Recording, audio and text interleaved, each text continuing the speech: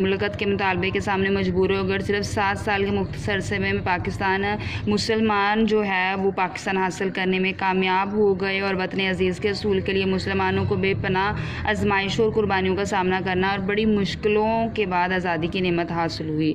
तो इस लिहाज से जो 14 अगस्त का दिन है वो बरसगीर के तारीख़ का जो है वो अहम तरीन दिन है।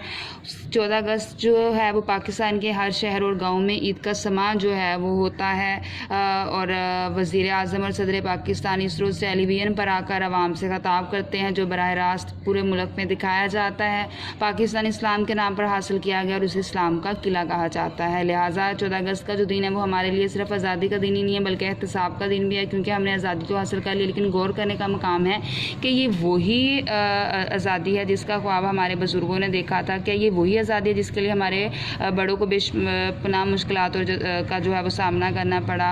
और हमें अपने वतन अज़ीज़ की कदर करनी चाहिए, क्योंकि ये बहुत ज़्यादा मुश्किलात और कुर्बानियों को देने के बाद हासिल हुआ है। ठीक है, हमें सिर्फ नाम का मुसलमान ही नहीं होना चाहिए बल्कि हमारे कौलो फ़ेल में भी जो है वो मुताबिकत ज़रूरी है, और यूँ हमारी ज़िंदगियाँ जो है वो इस्लामी उसूलों में डली होना ज़रूरी है। ठीक है, पाकिस्तान के इस्तेकाम और मजबूती के लिए ज़रूरी है कि सबसे पहले मुल्क की नज़रियाती सरहदें जो है वो महफूज की जाएँ और इस मुल्क में अमलन इस्लाम का जो है वो निज़ाम नफाज किया जाए।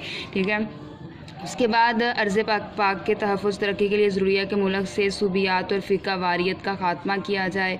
आज़ादी के दिन हमारे लिए यही पैगाम पोशीदा है कि हम अपने अंदर नज़रिया पाकिस्तान के चिराग रोशन करें और वतन अज़ीज़ की बक़ाई इस्तेकाम के लिए एक अज़म और जद्दोजहद के साथ मसरूफ़ अमल हो जाएँ, क्योंकि पाकिस्तान हमारे लिए घर की मानद है और इसकी हिफाजत करना हम सब का फ़र्ज़ है।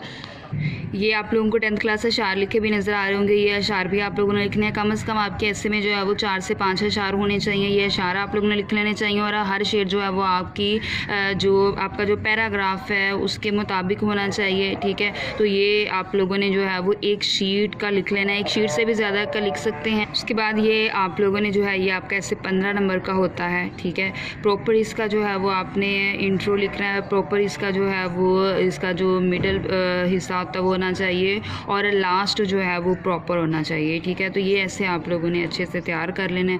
ओके, खुदा।